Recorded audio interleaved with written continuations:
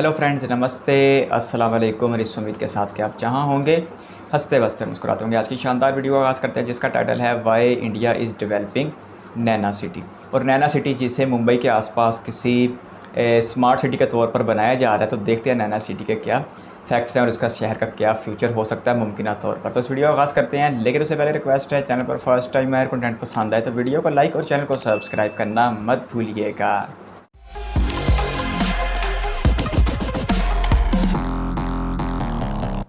दोस्तों, सपनों की नगरी मुंबई, जो महाराष्ट्र की कैपिटल होने के साथ साथ भारत की फाइनेंशियल कैपिटल भी मानी जाती है।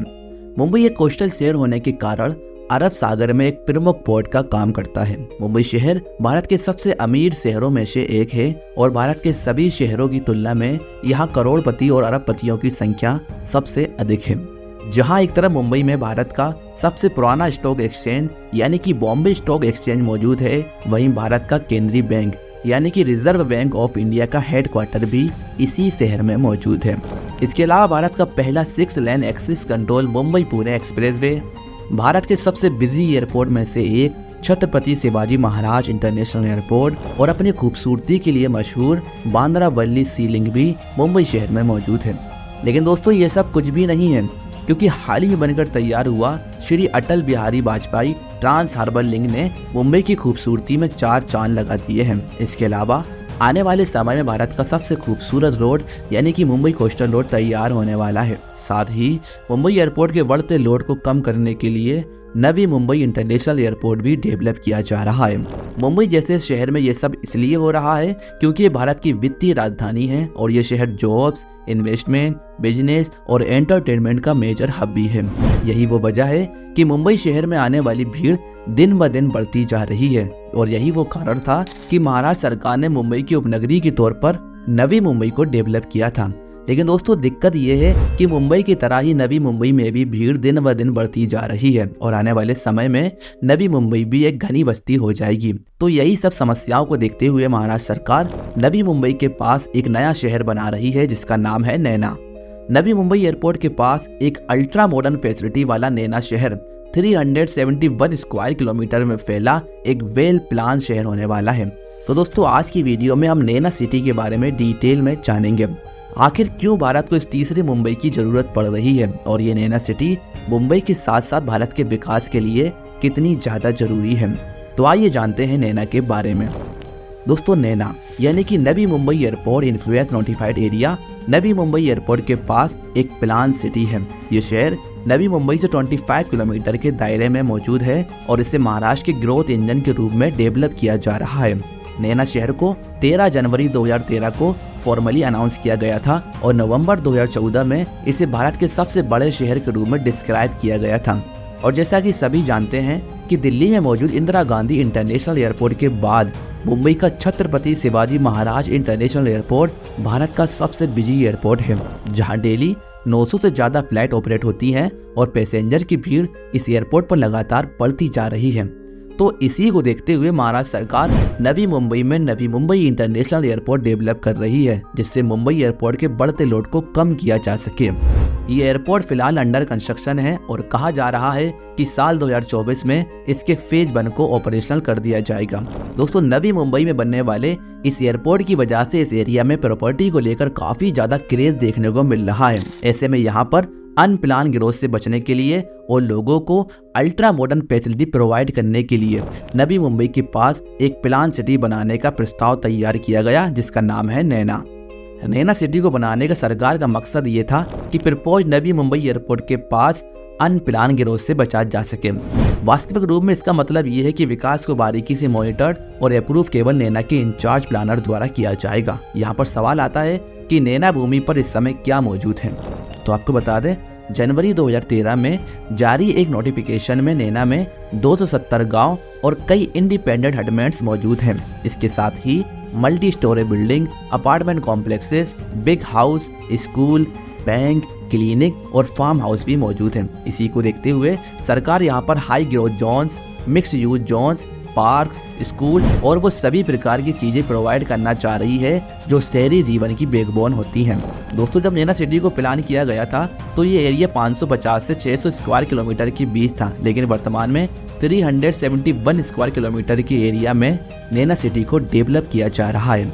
और जब नैना सिटी की प्लानिंग पावर सिडको यानी कि city and industrial development corporation को दी गई और डेवलपमेंट परमिशन के लिए प्रोसेस सिडको द्वारा की जाएगी, तब नैना फेज 1 यानी कि नवी मुंबई एयरपोर्ट के पूर्व में डेवलपमेंट के लिए नोटिफाइड 23 विलेजर्स ने इसको लेकर कड़ी आपत्ति जताई थी। लोगों का कहना यह था कि इस प्रोजेक्ट को लेकर उनको बताया नहीं गया और दूसरी बात यह थी कि लोगों को सिडको पर विश्वास ही नहीं था, क्योंकि 1970 में नवी मुंबई शहर के डेवलपमेंट के लिए जिन किसानों ने अपनी जमीनें दी थी उनको अभी तक कॉम्पेंसेशन नहीं मिला और जिन प्रभावी लोगों को रोजगार देने का वादा किया था उनमें से कई लोगों को जॉब्स नहीं मिली, जिस कारण वो छोटी मोटी जॉब्स करने को मजबूर हैं। और विलेजर्स इस बात से भी परेशान थे कि सिडको उन्हें जो जानकारी दे रहा है वो इंग्लिश में है, जिस कारण किसान इसको समझ नहीं पा रहे। यही वो कारण था कि विलेजर्स सिडको से खुश नहीं थे और बाद में नैना का विरोध करने वाले 111 विलेज के किसानों ने क्षेत्रकारी उत्कर्ष समिति नाम से एक कमेटी बनाई जो पिछले कुछ समय से इस प्रोजेक्ट का विरोध कर रही है। इस कमेटी का कहना यह है कि सरकार ने जो लैंड पूलिंग स्कीम जारी की है वो उन्हें मंजूर नहीं है। दोस्तों, किसानों के विरोध के बाद नैना प्रोजेक्ट में काफ़ी सारी बाधाएं आई थी, लेकिन फिर नैना ऑफिशियल्स ने उनकी समस्याओं को जानने की कोशिश की और उन्हें लैंड पूलिंग स्कीम के बारे में बताया और इसके बाद सिडको नैना प्रोजेक्ट के काम में रफ्तार ला सका। आपकी जानकारी के लिए बता दूं, नैना प्रोजेक्ट को स्पीडी और इफेक्टिव इम्प्लीमेंटेशन के लिए कुल 12 TPS यानी कि टाउन प्लानिंग स्कीम के माध्यम से इम्प्लीमेंट किया जा रहा है। ये टाउन प्लानिंग स्कीम एक ऐसी स्कीम है जो लैंड ओनर के पार्टिसिपेशन के प्रिंसिपल पर बेस्ड है। इस स्कीम के तहत इंफ्रास्ट्रक्चर फैसिलिटीज सिडको द्वारा डेवलप की जाएगी। इसी के तहत पिछले साल मई महीने में नैना सिटी में टाउन प्लानिंग स्कीम TPS 2 के तहत 6 गाँव के लैंड ओनर को प्लॉट दिए गए।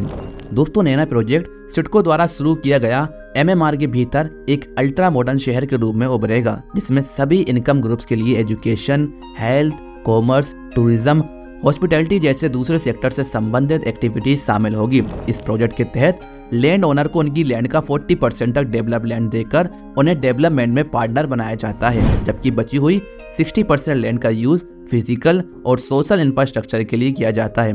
और जैसा कि हम पहले बता चुके हैं कि नैना प्रोजेक्ट को 12 टाउन प्लानिंग स्कीम के तहत इम्प्लीमेंट किया जा रहा है और इसके तहत सरकार ने TPS 1 और TPS 2 और TPS 3 और TPS 4 को अंतिम मंजूरी दे दी है। साथ ही TPS 5, 6 और 7 के ड्राफ्ट को सरकार की मंजूरी मिल चुकी है और सरकार ने TPS की आगे की कार्यवाही के लिए एक ऑर्बिट्रेटर अपॉइंट किया है। सिडको के अनुसार अंतरिम विकास योजना की मंजूरी के बाद TPS 4 की जरूरत इस वजह से हुई कि उस पर नवी मुंबई क्षेत्र अधिकार के भीतर सिडको द्वारा दूसरे विकसित नोड्स के बराबर इंफ्रास्ट्रक्चर फैसिलिटीज प्रोवाइड करने के लिए जनता का दबाव था।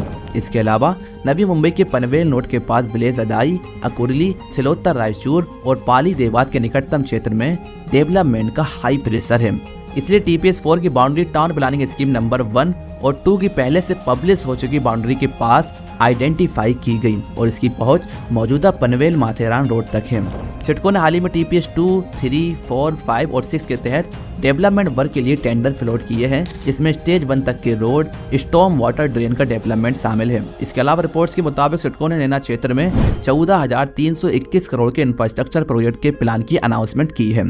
दोस्तों, नैना सिटी एक ग्रीनफील्ड सिटी है, यानी कि इसे एकदम शुरू से डेवलप किया जा रहा है। ये सिटी सभी इनकम ग्रुप्स के लिए residential, integrated township projects, commercial, mix use, industrial and warehousing, urban village, theme based educational, entertainment और दूसरे वर्ल्ड क्लास इंफ्रास्ट्रक्चर और सिविक फैसिलिटीज के साथ एक एनवायरमेंट फ्रेंडली सिटी है। इस सिटी में पब्लिक ट्रांसपोर्ट पर काफी ज्यादा फोकस किया जा रहा है, जिसके लिए इस सिटी को हाईवे, सबअर्बन रेलवे और मेट्रो सिटी से भी कनेक्ट किया जाएगा। इसके अलावा स्पेशल इकोनॉमिक जोन के तहत यहाँ पर बिजनेस सेंटर भी डेवलप किए जाएंगे, जिससे कि इकोनॉमिक ग्रोथ को बढ़ावा मिलेगा और लोगों के लिए जॉब्स भी क्रिएट होंगी।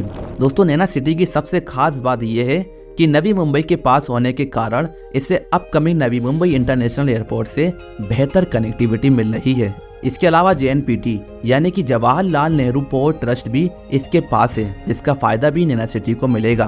वहीं हाल ही में बनकर तैयार हुआ Shri Atal Bihari Vajpayee trans harbour link भी इससे कुछ ही दूरी पर मौजूद है, जिस वजह से मुंबई के लोग इस सी ब्रिज की मदद से आसानी से नैना सिटी आ और जा सकेंगे।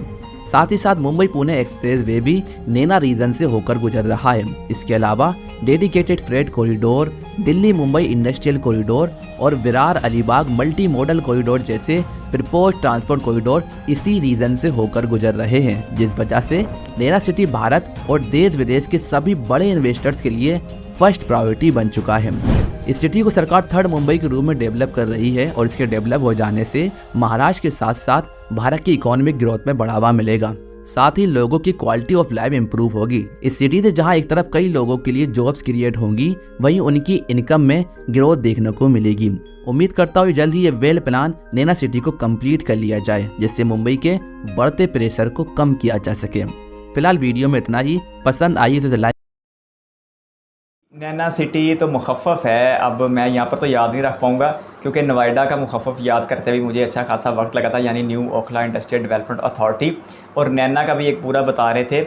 और इसे थर्ड मुंबई कहा जा रहा है, यानी कि पहले असल एक मुंबई होता था, फिर उसके बाद 1970 की दहाई में दुनिया का सबसे बड़ा प्लान सिटी नवी मुंबई बनाने का आगाज़ किया गया, और अब 2013 के बाद से नैना सिटी को बनाने का आगाज़ किया गया और इसे तीसरे मुंबई का नाम दिया जा रहा है, जिसकी सबसे बड़ी वजह सेंट्रल मुंबई यानी मरकज़ी मुंबई है, जिसकी इकॉनमी में बहुत तेज़ी के साथ इजाफा हो रहा है और यहाँ पर बड़े बड़े बिज़नेस आ रहे हैं और इसके साथ साथ लोग रोज़गार की तलाश में यहाँ पे आ रहे हैं, जिसकी वजह से पहले तो 70 की दहाई में ज़रूरत पेश आई एक अलग शहर बनाने की, और आज जदीद सदी में एक और शहर बनाने की ज़रूरत पेश आ रही है, क्योंकि मुंबई जिस तेज़ी के साथ फैलता चला जा रहा है मुआशी एतबार से, तो लोगों का एक रुझान बहुत तेज़ी के साथ बढ़ रहा है। अगर आप मुंबई की पूरी इकानमी की बात करें तो वो भारत की पूरी इकानमी का 6% है तकरीबन, और जितना भी टैक्स हासिल होता है इनकम टैक्स, उसका 30% भारत को सिर्फ एक मुंबई शहर से मिलता है। और यहाँ पर जनाब अली बड़े मालियाती अदारों के दफातर है, जिसकी वजह से मुंबई शहर में अट्रैक्शन बनी हुई है सरमायाकारों की। लेकिन इस शहर में एक बहुत बड़ा कुदरत की तरफ से एक रुकावट भी है कि यह शहर समुद्र के किनारे पे वाक़ है, जिसकी वजह से यह शहर हर तरफ नहीं फैल सकता। जिस तरह हमें दिल्ली फैलता हुआ नज़र आता है या कोई ऐसा शहर जिसके इर्द गिर्द समंदर ना हो, तो मुंबई के चूँकि अतराफ़ में समुंदर से घिरा हुआ है और उसके पास फैलने के लिए इतनी ज़्यादा जगह नहीं है। यही वजह है कि इसके आसपास नए शहरों को बनाने की ज़रूरत पेश आ रही है।